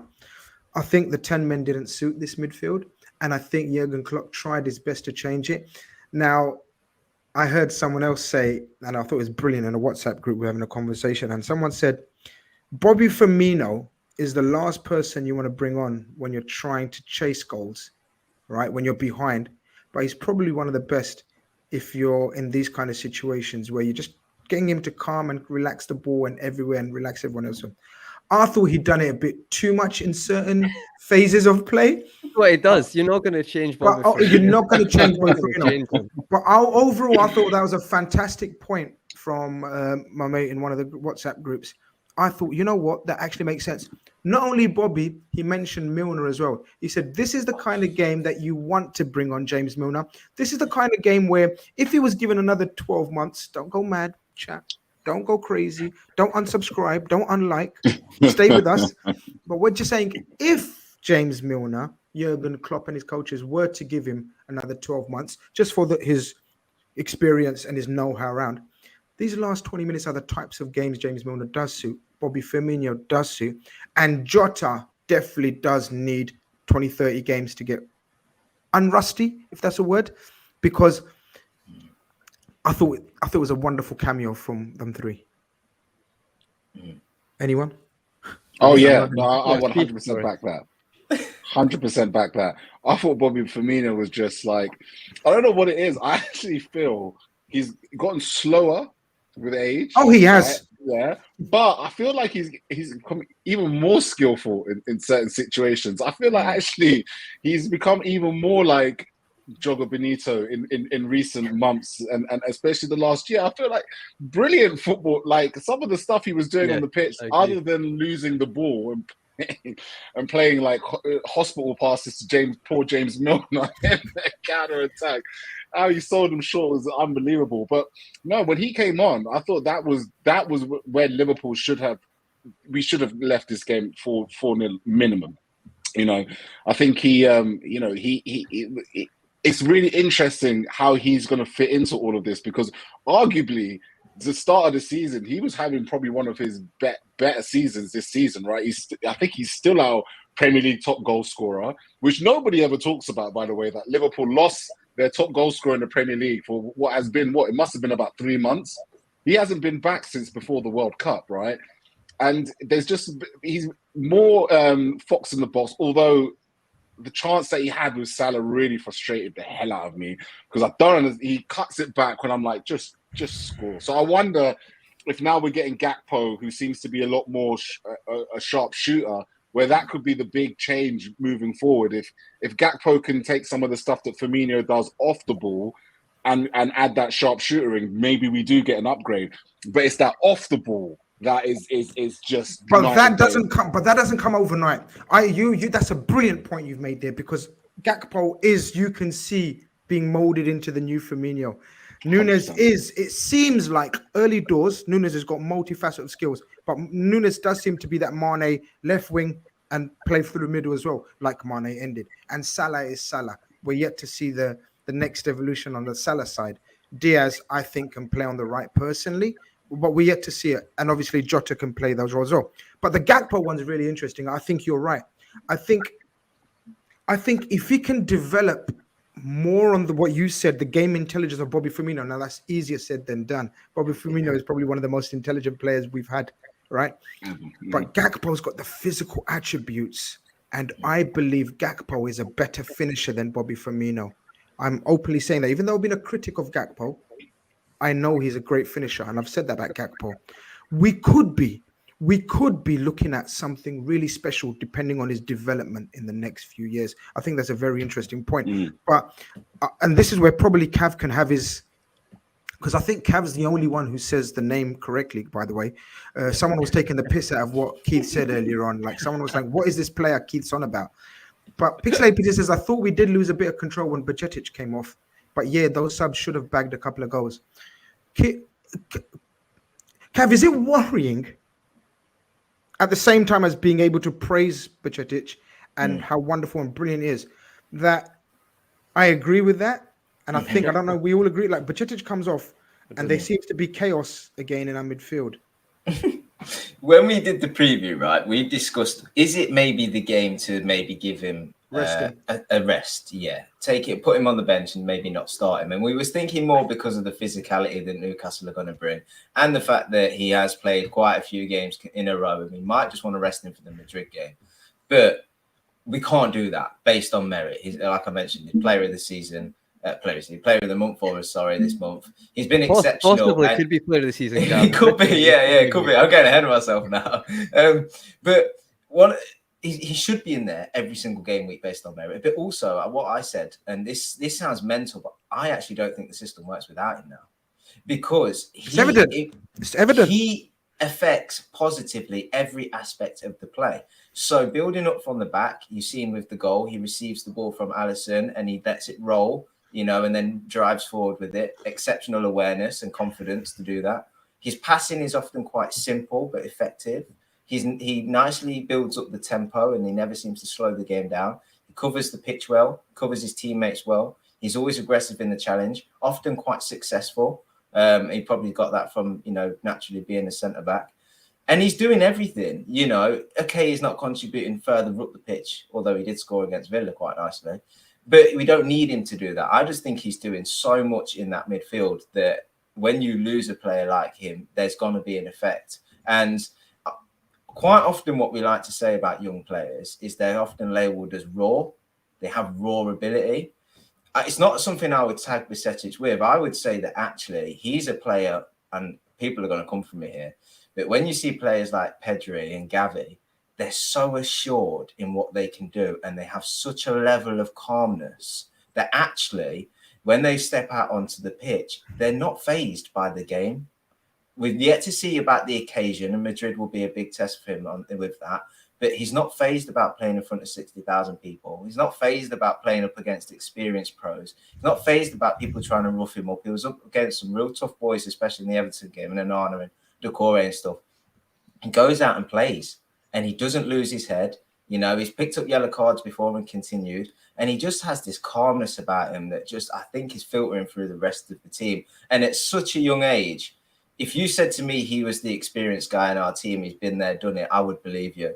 Obviously, not looking at him, he's still got no muscle on him, but in the way that he plays, he's just exceptional. And he's put together enough good performances now to confidently say, no, this is the type of player that he is. And he just needs to now just have that consistency to his game. We need to manage him, you know, of course, because if we're successful in getting by Real Madrid and stuff, there's still some quite tough fixtures to come along.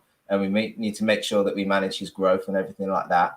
But actually, I think you might have said it earlier, Conroy, when we say, oh, these players need to fill out, they need to build and stuff. And I'm just saying, just keep doing what you're doing. If you need to stay as you are, stay as you are. You will naturally grow. But what you're doing right now is good enough for us. And it's really exciting to see how he's going to develop. And I just hope he's not too good against Madrid, because they might have one eye on him. Solid 7 out of 10 performance. Yeah. I've noticed how I let you have the floor on Bajcetic, because obviously me and you were on a show and you're not going to let me live it down, you said. Never.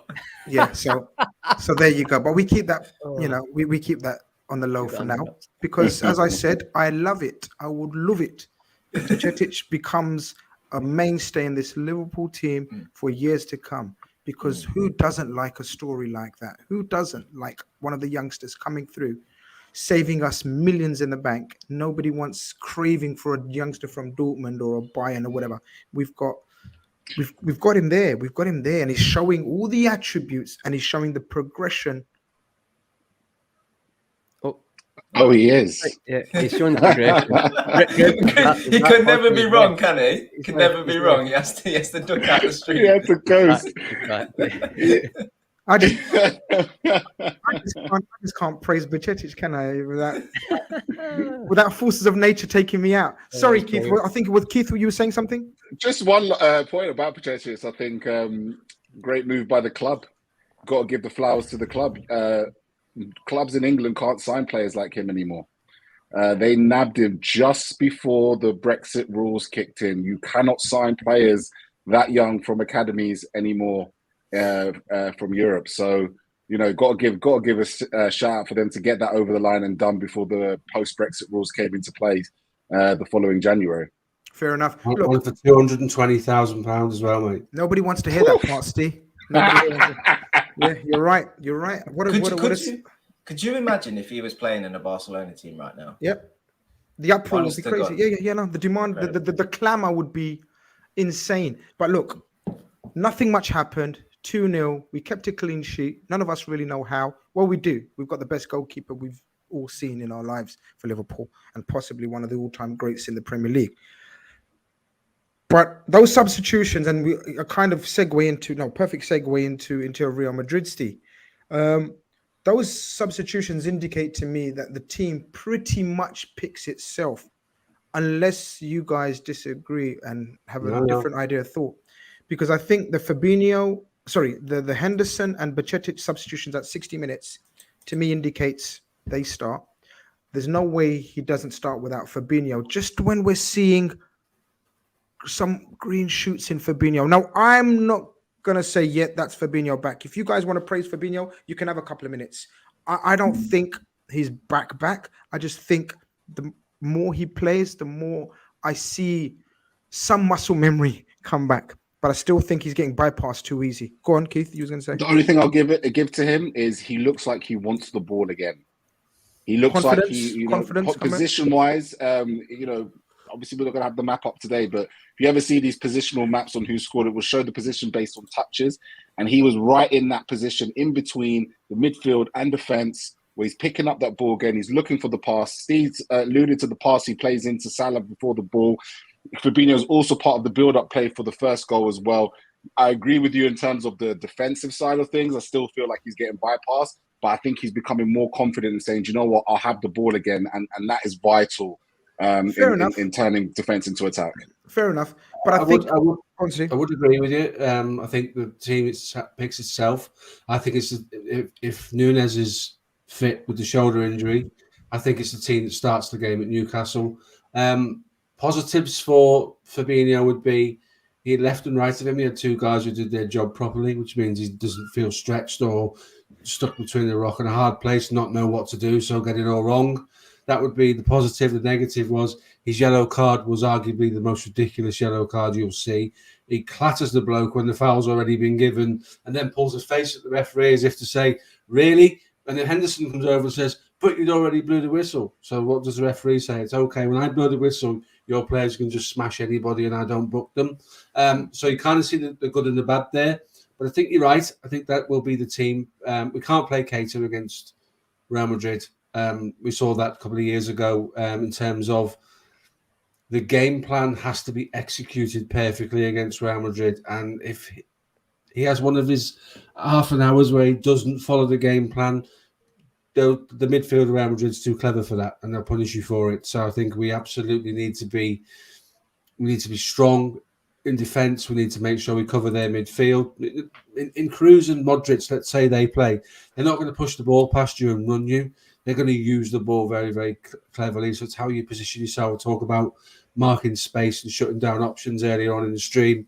That's really, really key for Liverpool. But I think the side picks itself, and I really hope that's just bruising that Nunez has got to his shoulder, because him stretching, the Real Madrid, he can ask Eder Militao to make decisions he doesn't normally have to make every week.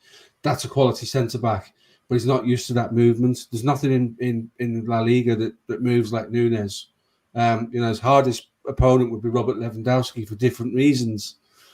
So what is interesting is that they're now looking forward to the Real Madrid game as a squad rather than living in fear of it. And I think that comes off the back of two performances, 6 points. We are at the stage in the season now where the points are more important than the performance. Spot on. So if we do that another 14 times and we end up in the top four, then we take it, don't we?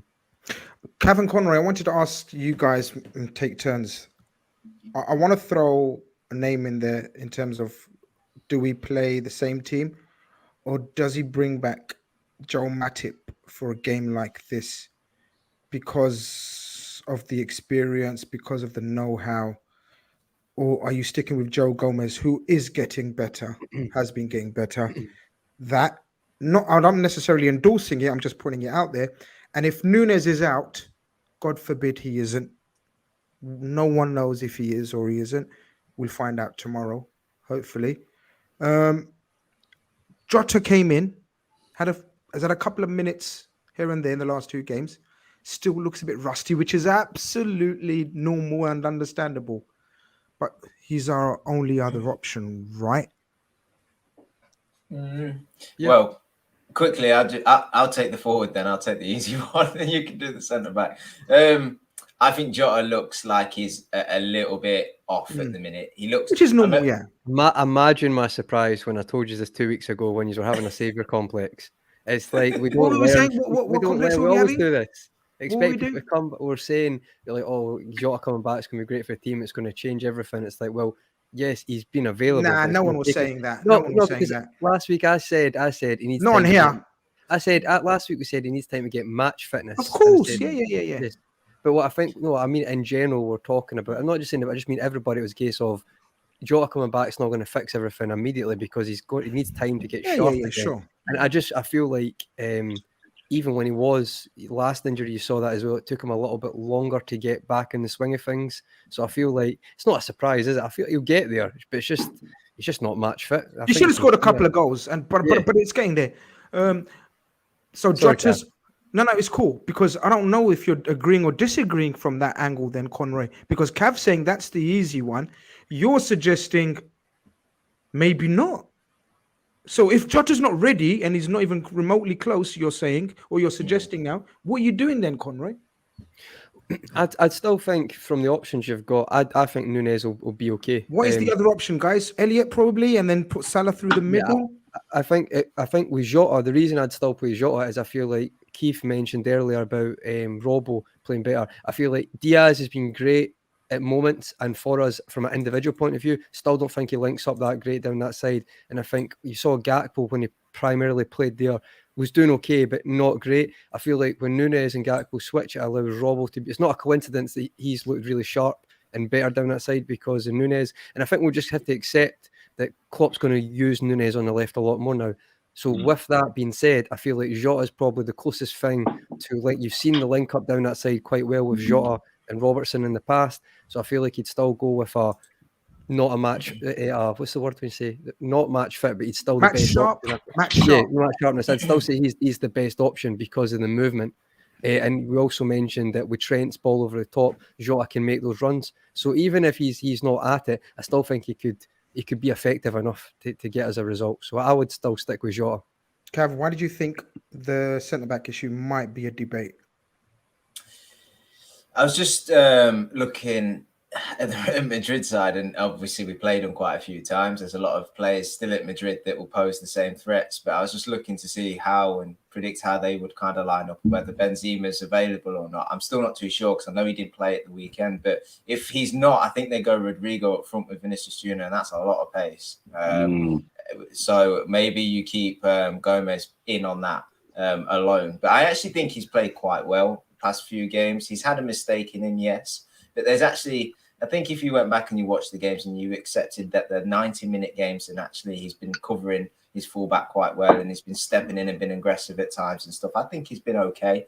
Being back with Virgil alongside him will help shepherd him sort of through moments and stuff as well. So it's not as if, Matip's pulling up trees and that, he's significantly better. They've both got a mistake in them. And he's been awful. No. Matip, I've been praiseworthy of, and I've praised him and I've given him so much flowers. In fact, much more than most people. But I'd like to think I can call a spade a spade. He's been trash, guys. Matip has been trash. So I don't think it's much of a question right now. I think if they were both remotely near their best, then I think Klopp would go with Matip. Yeah. But I think the form suggests that he can't trust Matip right now. Even though he's the more experienced member and he's played more with Virgil. Konate. So who's the guys out, lads? We're nearly there, aren't we? Konate, Diaz. And Diaz. Yeah. From having a full quota. Thiago, right? Oh, Thiago. Yeah. So, but not toying. Sorry, not toying with the 4-2-3-1 option. No, we're not changing nothing. Are we changing anything, guys? I don't know. Who knows? I mean, what? I can't say his name. Save my life. Really Stefan Fabinho is the 2. Firmino comes in. Ahmed channel member suggests, can we see a diamond returning for game with Gakpo, Nunez, head of diamond, and Fab at the base of it? Should we do zonal press or man to man? My genuine curiosities. It will be because their right-hand side's open. So this is what I want to ask. Steve and Conroy come in on this one. We've played them so much in recent times, and they've always got the upper hand over us. Yep. Do we go in with the same, what we know, and play right into Ancelotti's hands? Because what does he say about us? The most predictable team. Yep. When he means that, he means we're predictably good as well. He didn't mean it in a total negative sense. What he meant was they're brilliant at what they do, but that's what they do. So we can make a game plan for it. Do we have anything? I don't think we have because of the injury situation. I think if we had a full quota of attackers and full quota of defenders, I think we could have had a different game plan. I think we go with what we know, the 3 that we said. Like Steve said, the team picks itself. Or is there something different that you guys suggest? I think the team picks itself because we know he'll go with that. I really like Keith's question about 4-2-3-1 because I think next season there's a very big case for that to be Diaz on the left, Salah on the right, Nunez up top, Jota or Bobby or Gakpo. Yeah, Gakpo behind him. I think there's a big case for that next year. And you know what? Sorry, you got me. You got me excited. Sorry, I could have done far worse things there, but yeah, you got me going. Now you guys know my weakness. It's a important prospect, isn't it? And if we bring in a Bellingham, him in a 2, one sits, one goes, the options are brilliant, aren't they? So, but I do think it will be the what we know he'll do, which is the 4-3-3, and that worries me because Champions League final last season, all Real Madrid did was cut off the space for the runners in the channels and negate that opportunity to play in there, and then say to our lacking in guy or centre midfielders, go on, have the ball 40 yards out. What can you do with it? And the answer was nothing. And it could be exactly the same again. And Valverde is a big part of that game plan.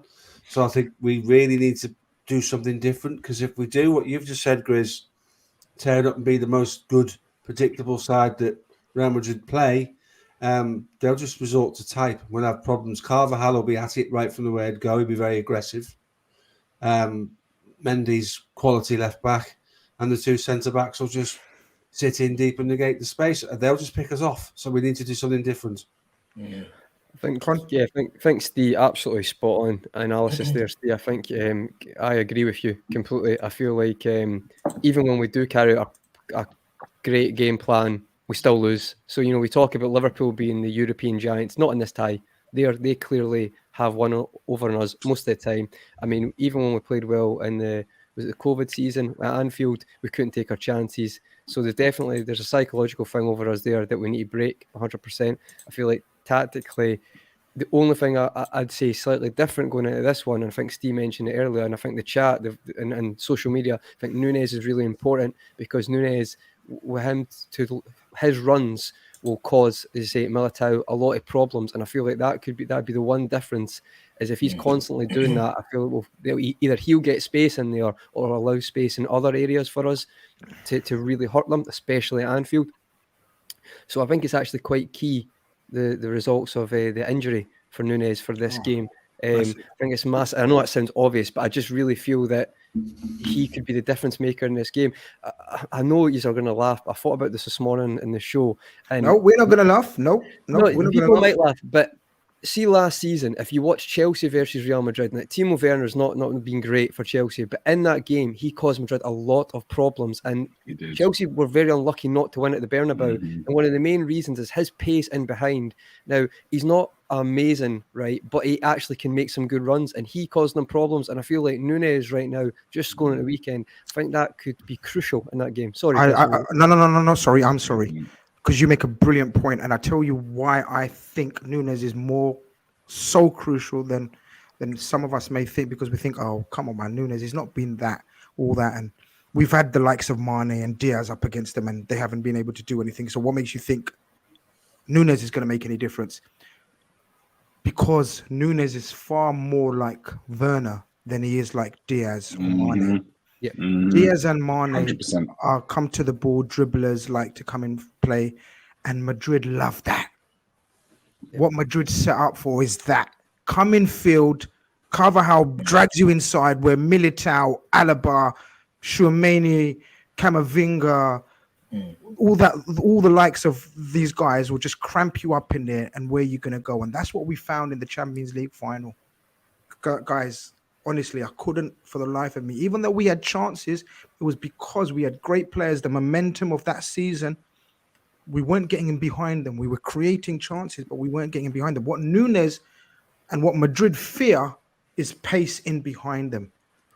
Carvajal is great if you're going to come to feet. He'll follow you and clatter you, and he's one of those snarling, biting away at your tight fullbacks. But he hates to run behind you. Diaz didn't do that. Mane didn't do that near the end of his career, obviously. Plus, Mane was playing through the middle. Mane was coming shorter and shorter and shorter. This is where Nunez's injury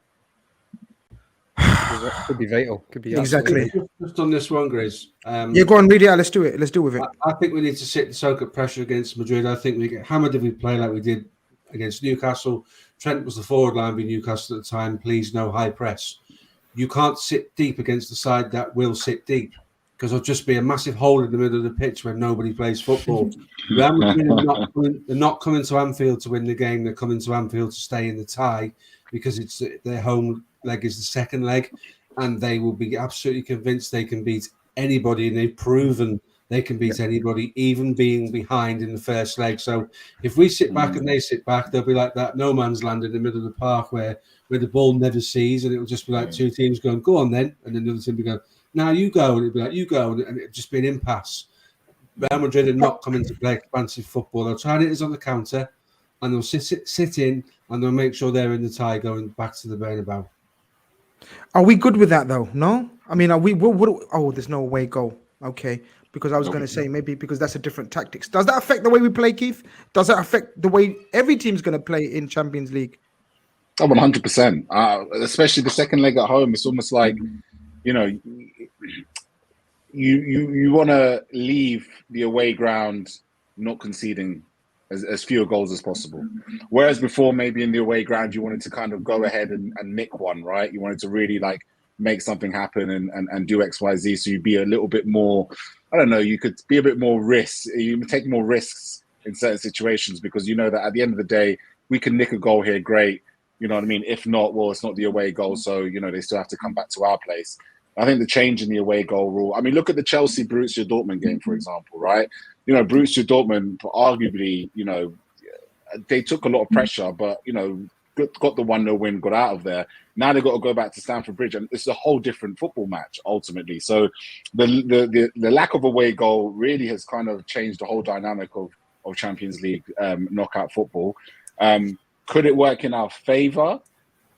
Well, that would depend on what type of Liverpool show up. Because if you blitz Real Madrid 3-0 after 15 minutes and then they get a goal back, all of a sudden that goal back is probably not as scary as it used to be, and we could go to Bernabeu and really sit tight. But you know, other than that, I think it really is a case of, you know, you've got two completely different football matches.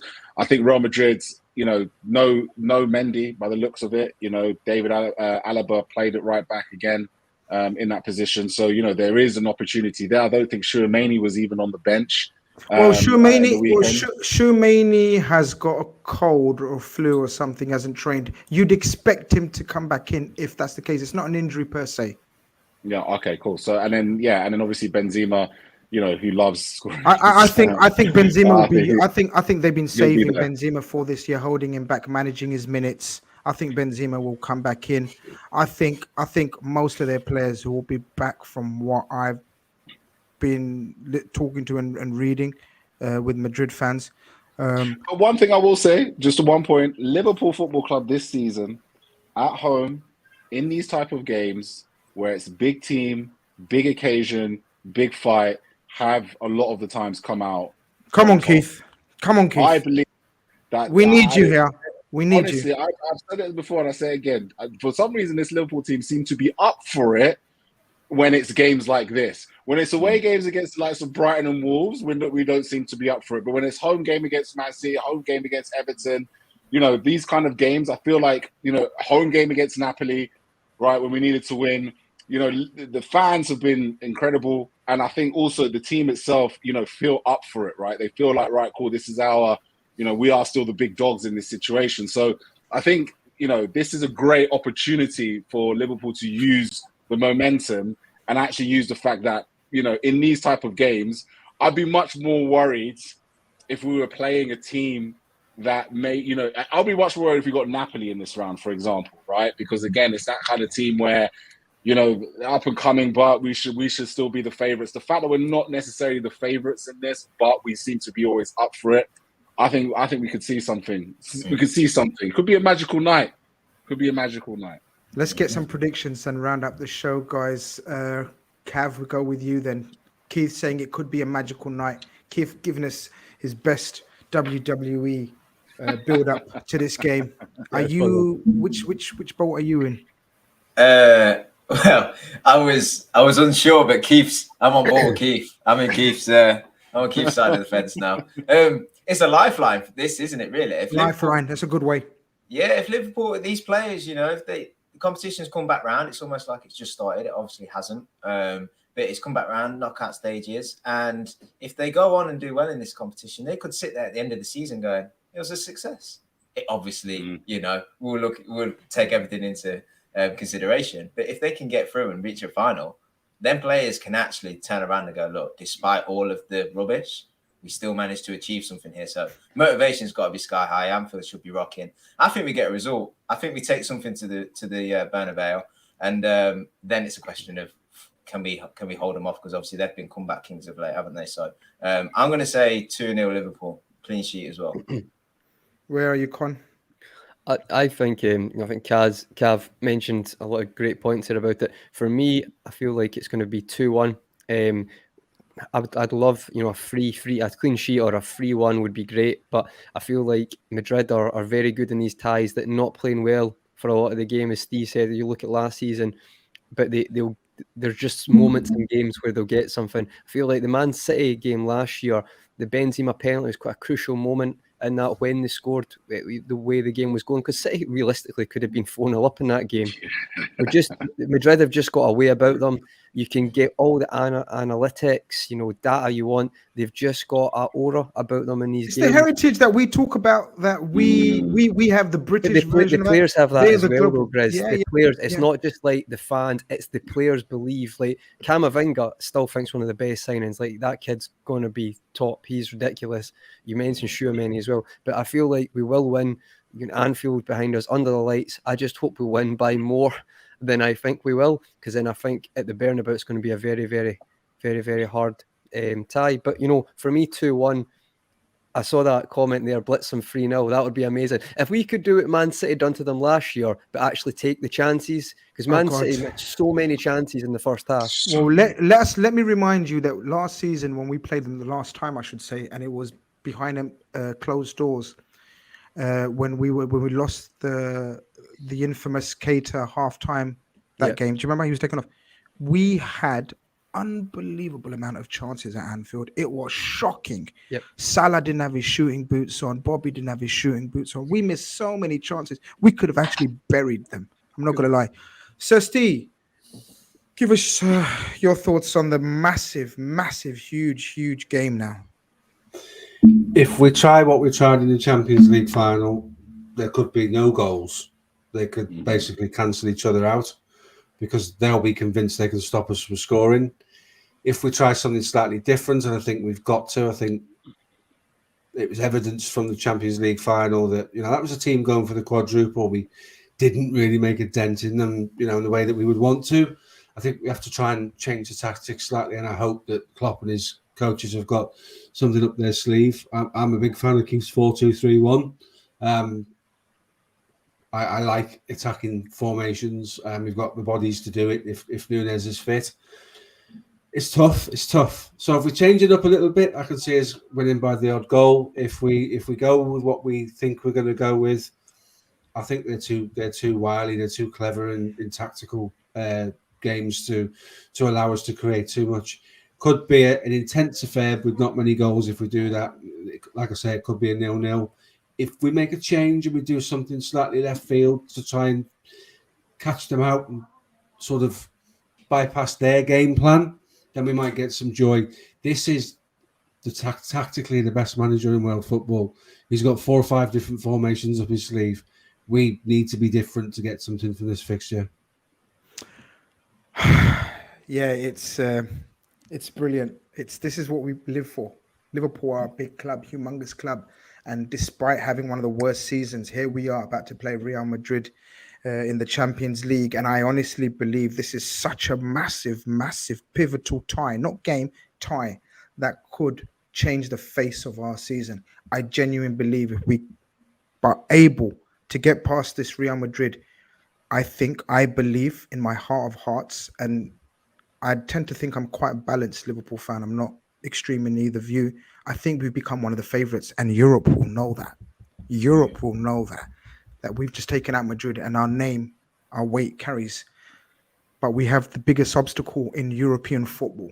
Doesn't matter where they are, how they've been playing. Like Conroy said, they are real European, pardon the pun, real European royalty. We call ourselves European royalty from the British perspective.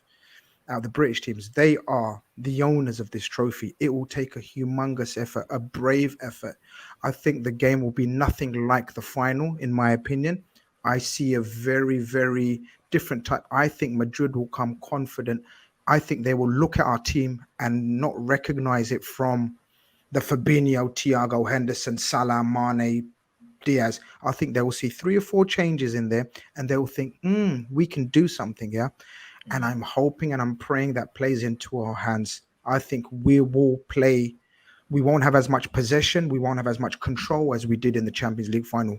We had so much control, so much time on the ball. I think we need to catch them on the break. I think they will come more confident, even though they've been patchy, and that could play into our hands.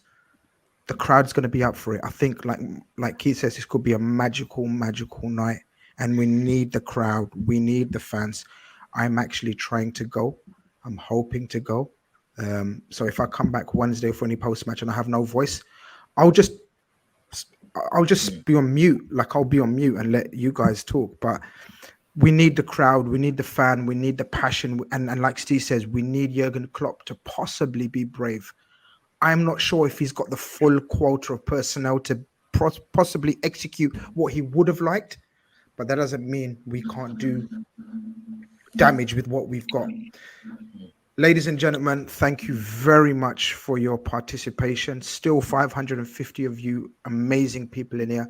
You have just witnessed Redfellas on a Sunday night. We have given you match review and a preview all rolled into one. How many channels can do that with such beautiful, smooth segueing? I want to thank Keith. I want to thank Cav, Conroy, and Steve, of course, with their amazing, brilliant and insight into the games. I want to thank you guys, even though you haven't even got me 300 likes today, which is quite shambolic. Hope you guys like on your way out at least and feel a bit embarrassed after my outrage.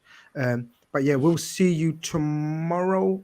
Not sure. Tuesday, you will definitely see us. And then, of course, we've got shows every night for the rest of the week. Guys, Redfellas, chat, community, take care. We out of here.